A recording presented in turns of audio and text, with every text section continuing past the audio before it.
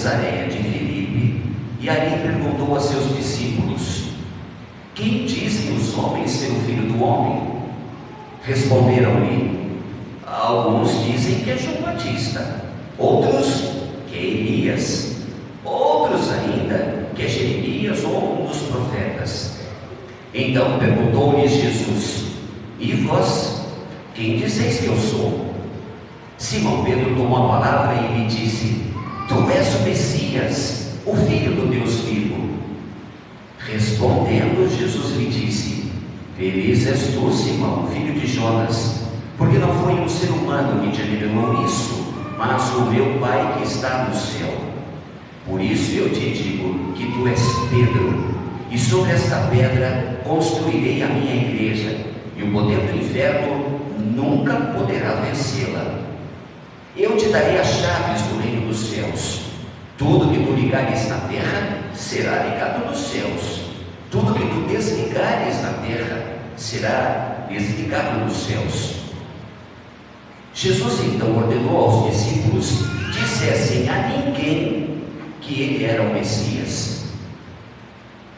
Palavra da salvação.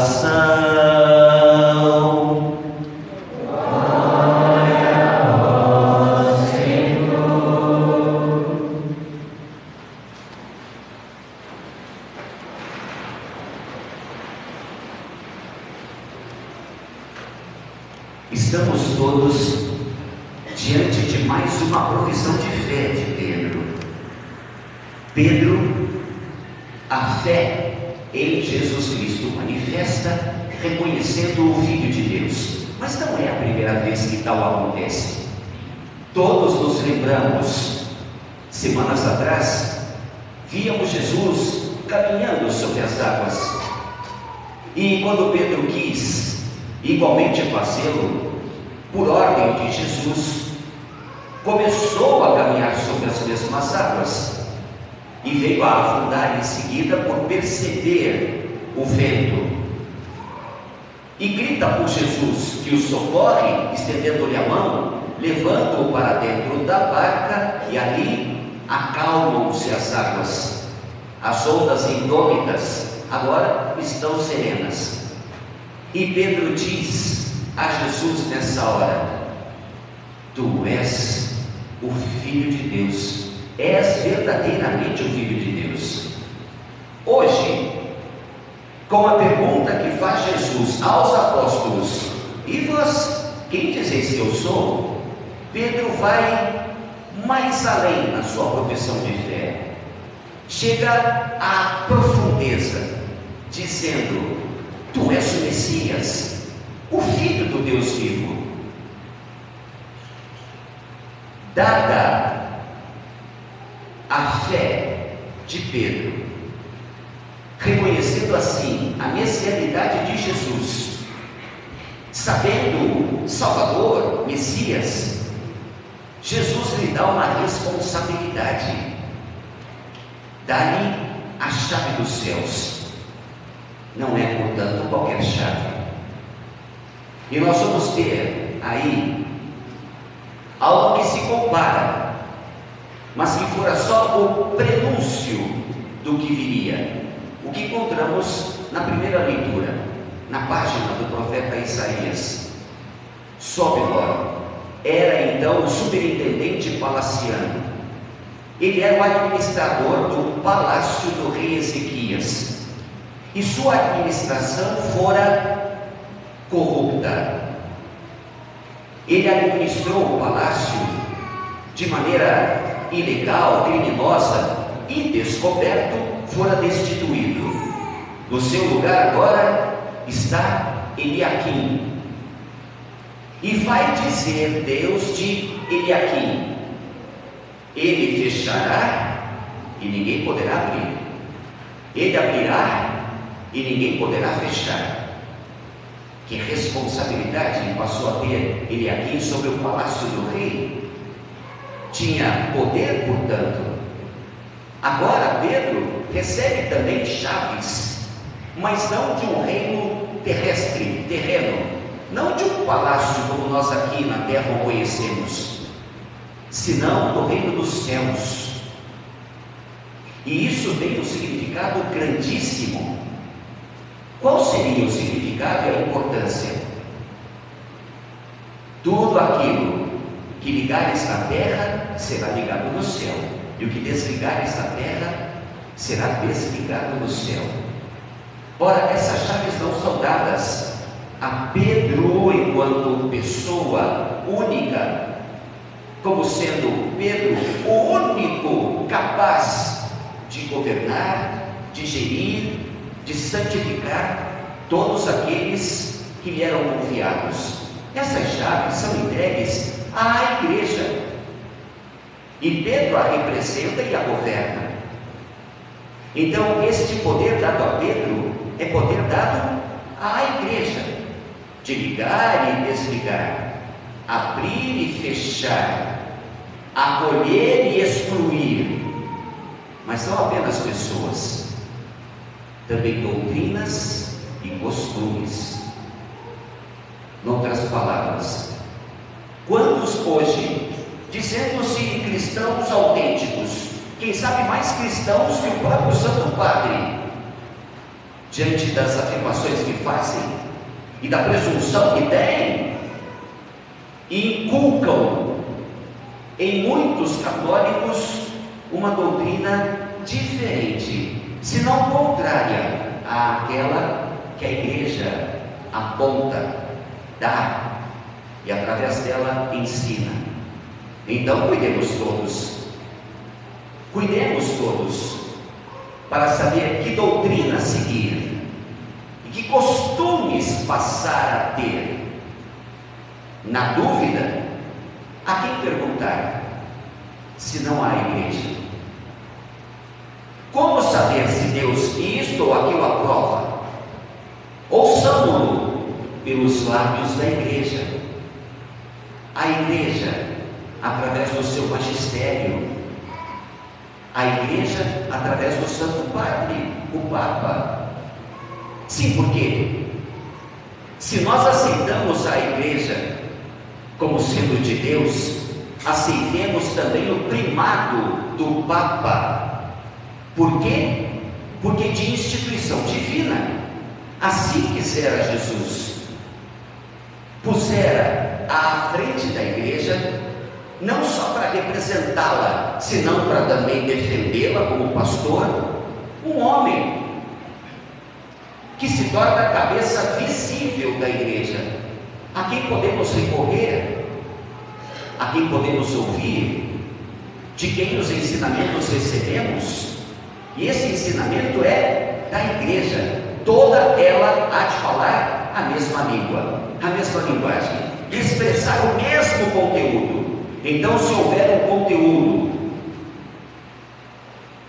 que destoie disso, ou que contrário a isso seja, ouçamos a igreja e com ela permaneçamos. Compreendem? Então não sejamos leitores fundamentalistas da Bíblia, sejamos antes páginas vivas do Evangelho. De que modo? Vivendo como Jesus espera todos vivamos. Ah, mas eu não sei como é viver como Jesus me pede. Basta olhar para Ele e viver como Ele viveu, fazendo o que Ele fez. Acaso Jesus não socorreu o pobre? Não alimentou o faminto? Não deu abrigo e amparo à viúva? Não foi próximo dos órfãos? Não curou os doentes? Não tocou os leprosos? E nós vamos dizer que isto é comunismo? Não, isso é evangelho. E como venho dizendo, há tempos, o caminho para o céu passa pelo outro, passa pelo irmão. E se não sabemos nos aproximar dele e ser para ele um tabor, como que ouvindo dele, nossa, com você é muito bom estar, como me sinto bem na sua companhia, pois ouço o que preciso ouvir, não o que quero ouvir. aprendo o que preciso aprender e sinto-me mais próximo do céu, porque você me ajudou a dar passos nessa direção. Ser para o outro esse traço do reino dos céus e suscitar ali vida verdadeira, vida toda disposta para Deus e não disposta ao consumo de si mesma para seus caprichos. Deste modo, Pedro nos ensina muitíssimo. Por quê? Ainda porque se profunda é a profissão de fé de Pedro, na mesma proporção a responsabilidade que agora tem. Quanto mais conhece ele a Jesus e o diz, maior a responsabilidade que se lhe é entregue.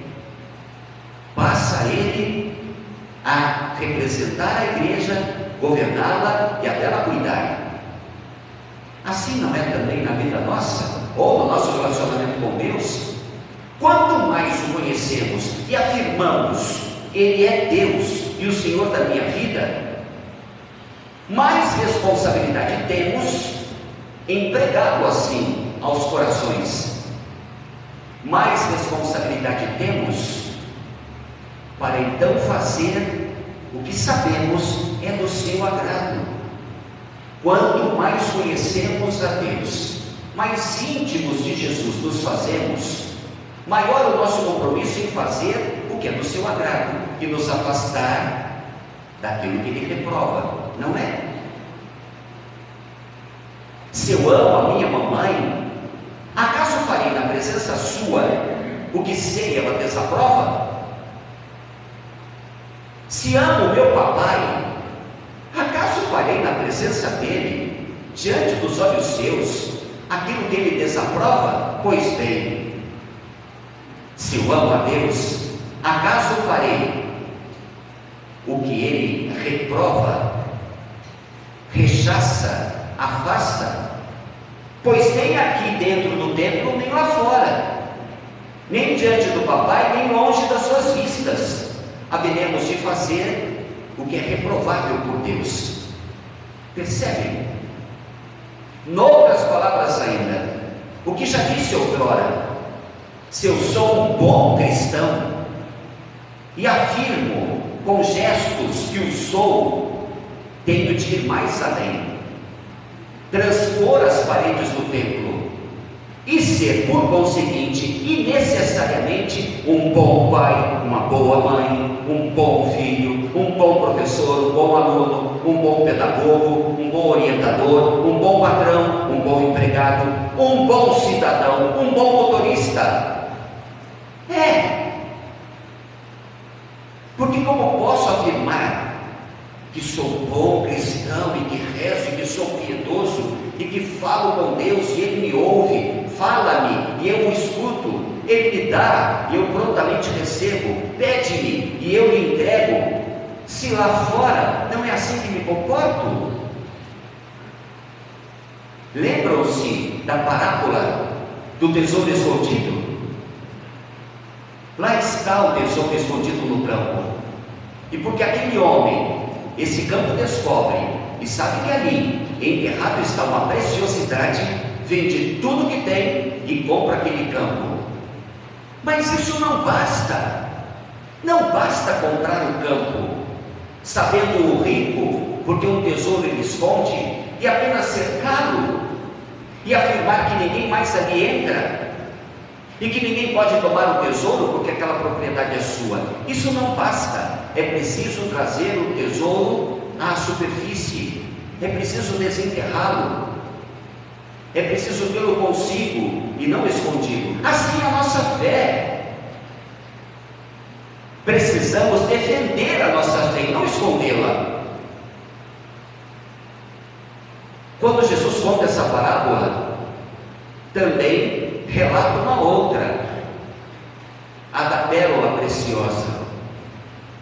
Como disse eu há pouco, se eu me digo um cristão autêntico, tenho de sê-lo também fora das paredes da igreja, também junto a pessoas que não se dizem católicas, ou ainda que sejam, eu não as sei católicas, porque o comportamento isso não me diz, ou pelo menos isso não explicita. Mas qual é o meu compromisso, o seu compromisso? Aliás, de todos os batizados. Vamos então à parábola. Descobre ele a parábola que tanto procurou e agora tem consigo. Mas dado o seu valor, ele a deixa em casa. Ele aguarda. Ele teme sair de repente com essa pérola e ser roubado, tirarem-na dele. E então ele ficará sem, para não correr o risco, ele a deixará em casa.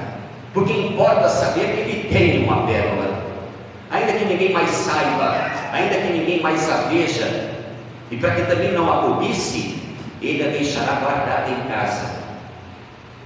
Isso é um risco, um perigo, porque se Jesus é essa pérola, a mais preciosa de todas, o tesouro inigualável, porque quando nos vem lá fora, ou mesmo aqui dentro, não nos vem com Jesus? Porque preferimos guardá-lo? Porque temos vergonha de expô-lo? Porque tememos alguém o ame mais e o roube de nós? O que eu quero dizer é: será que quando nos vem Jesus? Será que quando se encontram conosco os nossos irmãos e irmãs, tem também um encontro com Jesus? Se você tem um pingente, uma pérola, e a coloca numa bergantilha, numa corrente, você a põe no peito ou nas costas? No peito. Então quem vai à frente? A pérola.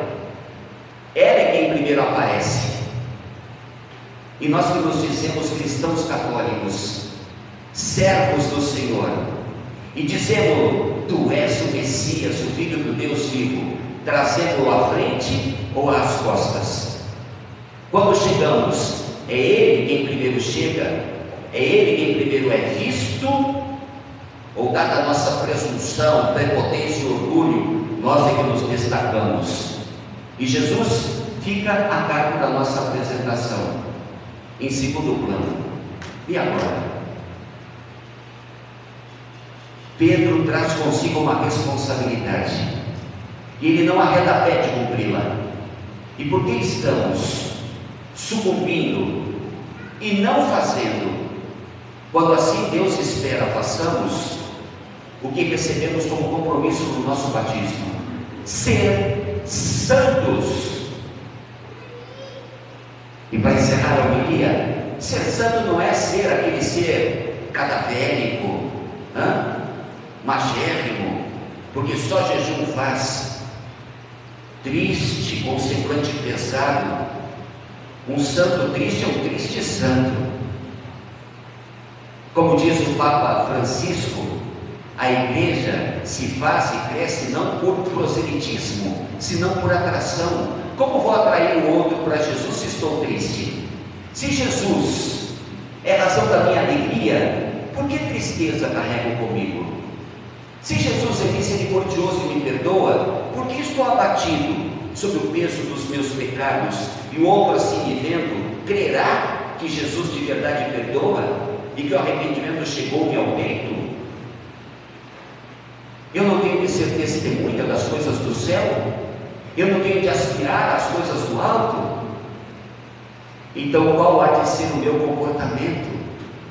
Como Pedro, trazer Jesus à frente de si, reconhecer o Messias, o Salvador, o Filho de Deus, e aí aceitar as responsabilidades que o Senhor haverá de nos dar, e cumpri-las com esmero. E sabedores, não estaremos sozinhos. Foi promessa sua, promessa do Cristo: eu estarei convosco até o fim dos dias, até o fim do mundo. Isso não nos basta? Descemos.